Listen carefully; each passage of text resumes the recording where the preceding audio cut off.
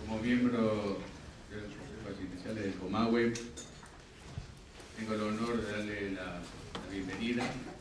Hace 20 años que hemos empezado, 20 años que se inició con un centro ambulatorio, donde teníamos consultorio externo, y hoy tenemos el orgullo y a veces esa responsabilidad que nos pesa por ser los únicos prestadores dentro de la provincia de Neuquén. Y somos los que en realidad damos cobertura a todas las necesidades sociales, de familias, de pacientes, en una situación que venimos arrastrando a veces de crisis, que hoy tanta gente necesita. Y esa cobertura que nos carga con esta responsabilidad, porque no es solamente a la población neuquina y en los 4 puntos cardinales, porque a veces hay obras sociales como puede ser el instituto o instituto mismo de acá, que tenemos que dar cobertura a lo largo y a lo ancho de la provincia. Y todos ya conocen el tema de Río Negro, por lo cual nuestra institución también da cobertura en toda la provincia de Río Negro. O sea que tenemos una vasta extensión al cubrir, y eso es lo que nos carga día a día con mayor responsabilidad. Sinceramente, desde que empezamos esta etapa de gobierno junto a Omar Gutiérrez, nuestro gobernador, fue muy claro a la hora de que cada iniciativa, cada idea, cada situación que nos permita crecer y mejorar, ahí tiene que estar presente el gobierno de la provincia. Tiene que estar presente acompañando, escuchando, para aprender, para corregir, y también creo que un poco en el desarrollo de estos 2 días de jornada van a salir temas que no los podemos enfrentar solos, porque conociendo desde el inicio de la gestión el área de salud mental de la provincia, que ha sido pionero también en el crecimiento desde los hospitales de complejidad 3 a los hospitales de complejidad 6 o centros de salud, o complejidad 8, perdón, con el Casco Rendón, siempre hemos ido avanzando y uno entiende la salud mental como lo que antes se entendía como salud mental, una persona que padecía ya un trastorno, y hoy la salud mental la padecemos todos, ¿no? Hasta quienes conducimos. Por ahí necesitamos tener herramientas y poder tener claridad para tomar decisiones correctas. Así que estas jornadas fueron pensadas desde el Centro de Salud Mental del Comahue como una manera de compartir y de compartirnos también. Compartir conocimientos, dificultades, experiencias, inquietudes, y también compartirnos entre nosotros tanto profesional como humanamente, fuera del ámbito laboral, y tratando de acortar también las distancias en kilómetros que nos separan. Generamos un espacio de interlocución entre lo público, lo privado y la seguridad social, pensando que todos nos necesitamos entre todos y que lo privado es y debe ser también social, no está separado. Todos los sectores tenemos mucho para aportarnos. Trabajamos con grupos poblacionales que son diferentes, con necesidades diferentes, y todos los necesitamos para generar un espacio de reflexión. Como decía el ministro, hace 20 años no se hablaba de esto. Primero que esto es como los cambios climáticos, llegaron para quedarse. Y que requieren de un abordaje en su fortalecimiento y en su trabajo integral, dinámico e inclusivo. Y yo quiero primero que nada decirles que estoy orgulloso por el tratamiento que el Sistema de Salud Pública de la provincia de Neuquén le brinda a la salud mental, a las adicciones, porque he tenido la posibilidad de comprobarlo, y es de avanzada, sobre todo es de avanzada porque hay mucho compromiso humano. Canela y miel, y los adeptos toman eso, porque los únicos que pueden fumarla son los yadus, que son los hombres santos de la India, que dedican su vida a Shiva. Lo fuman en una pipa de arcilla, se pasa de uno a otro, y el último, cuando ya no hay más, se tiene que comer la ceniza. Vendría a ser el equivalente, digamos, de la misa nuestra, cuando se come la hostia y se toma el vino, ¿no? De ahí pasa a Siria, Caldea, Persia, que ya conocen los fenómenos disfóricos y eufóricos del cannabis. Y recién en Occidente, en el 450 a.C., los escitas lo usan en los funerales, ponen lajas, tiran el cannabis y aspiran esos vapores en los funerales. Eso lo describe Heródoto. De ahí pasa a los musulmanes, ¿sí? Entonces hay un grupo de pacientes que se vuelven extremadamente complicados en el manejo, y este tipo de estudio a mí me ha servido como una hoja de ruta. Esto no es la panacea, no es un estudio que hace diagnóstico de los pacientes, pero da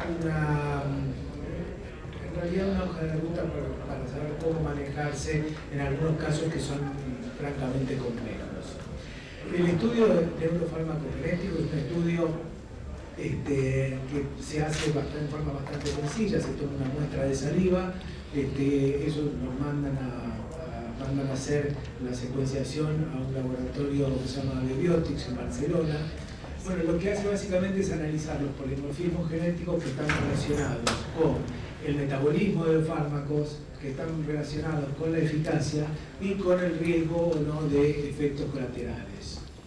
Lo primero que hay que decir es que la ley de salud mental no es una ley dirigida a los psiquiatras. Desde el 2003,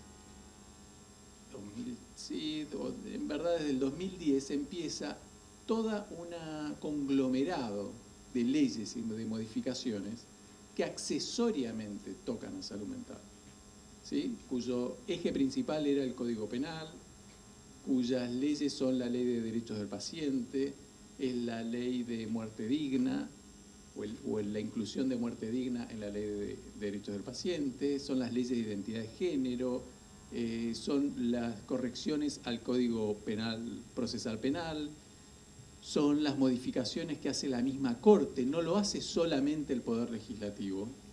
Los fármacos para el tratamiento de las demencias aprobados y que usamos todos los días, más allá que uno lea que hay trabajos con estimulantes de receptores nicotínicos o algunas pruebas que se hicieron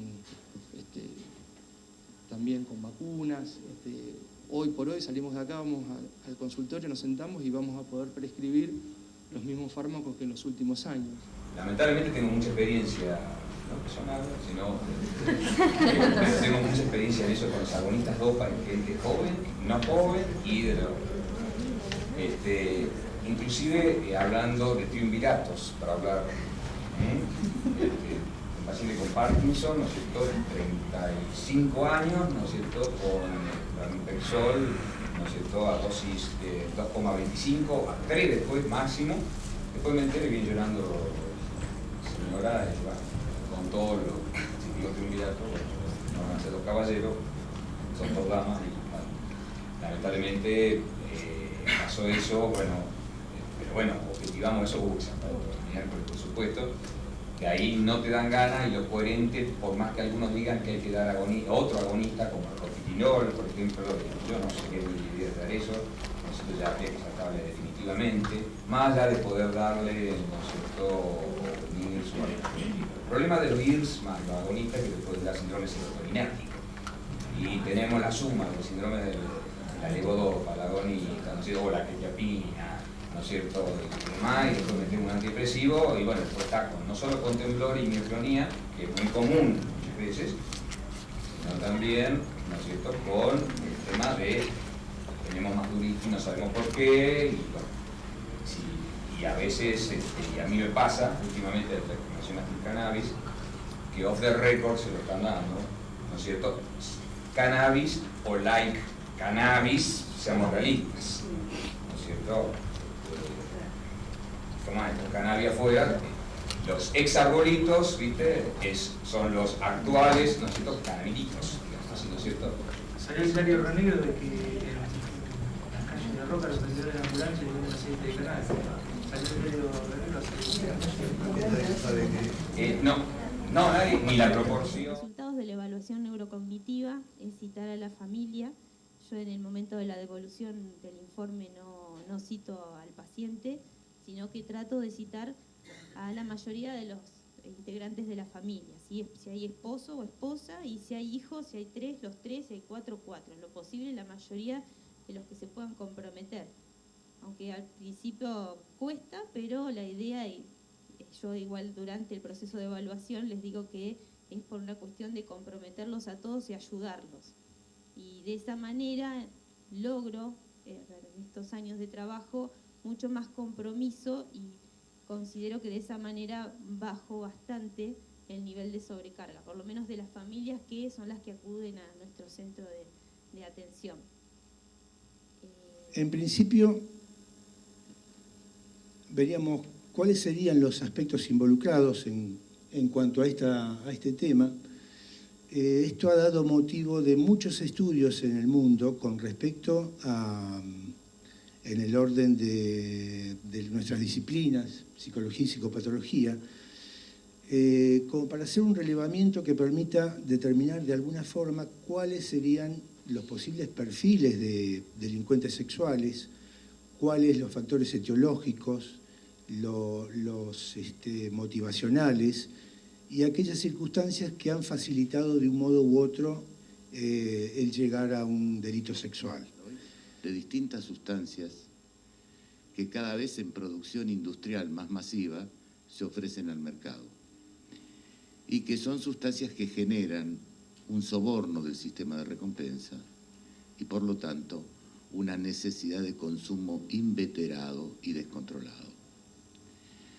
Frente a esto, la liviandad social es absoluta, la producción de la epidemia está ya asegurada, ya que desde los cánones culturales de la progresía light se augura una aceptación social de las drogas progresiva, que lleva a una decadencia social. Un poco la intención es compartir nuestra experiencia de las internaciones en un hospital general. Era difícil poder separarlo y cómo plantearlo en un inicio, así que decidimos tener 3 opciones. En una primera etapa es poder explicar cómo está integrado el hospital en el sistema, después poder compartir cómo trabajamos nosotros en nuestro servicio y en una última etapa poder compartir un trabajo que hicimos, una experiencia relacionada con las internaciones con otros hospitales generales y el Hospital Provincial Neuquén, que son los datos que actualmente tenemos. Hace unos años bastante largos que me dediqué a trabajar en el contexto de las adicciones. Y les digo esto porque escuché con mucha alegría que en la mesa que nos precedió hablaban de la importancia de la integración y de la interdisciplinariedad. Y yo creo que es uno de los procesos del conocimiento científico que más ha hecho que la ciencia avanzara en estos últimos 50 años, aún mucho más que la computación, porque permitió que todo el conocimiento pudiese avanzar. Y hablamos de un conjunto de actividades, un conjunto de técnicas que se utilizan para individualizar a la persona que trabaja y tratar de que lo haga en armonía, que lo haga de la mejor forma, y para eso necesita estar cómodo en su trabajo. Si llegara a estar enfermo o deprimido, triste, nervioso, es probable que la calidad que devuelva de su trabajo no sea la óptima. Armar una guardia interdisciplinaria no es fácil porque son muchas personas, disciplinas diferentes, saberes diferentes, y después también para dentro del hospital vos tenés que articular con todos los equipos médicos que también tienen otros saberes, otras visiones, otras posiciones. La atención domiciliaria, bueno, se tiene en cuenta la condición de los pacientes y las pacientes vinculadas o no vinculadas a la red sanitaria. Y acá se hace una distinción en los pacientes que tienen un vínculo como más sostenido con la red sanitaria, que acuden con regularidad a la consulta y que tienen una relación ya establecida con los profesionales. Por ahí han dejado de asistir un tiempo, pero digamos vuelven al servicio. Y los pacientes no vinculados con la red sanitaria son las personas que nunca han tenido contacto con el sistema sanitario por esta causa, o aquellas que estuvieron atendidas en algún momento y por alguna razón no volvieron. Bueno, para el doctor Noriega y para mí es una gran satisfacción estar acá, acompañarlo. Quiero felicitarlos a todo el grupo que estuvo participando de las jornadas con un compromiso y con una compenetración en la tarea que realmente pocas veces hemos visto. Es un orgullo y es un impulso que nos dan como para continuar adelante en las próximas jornadas.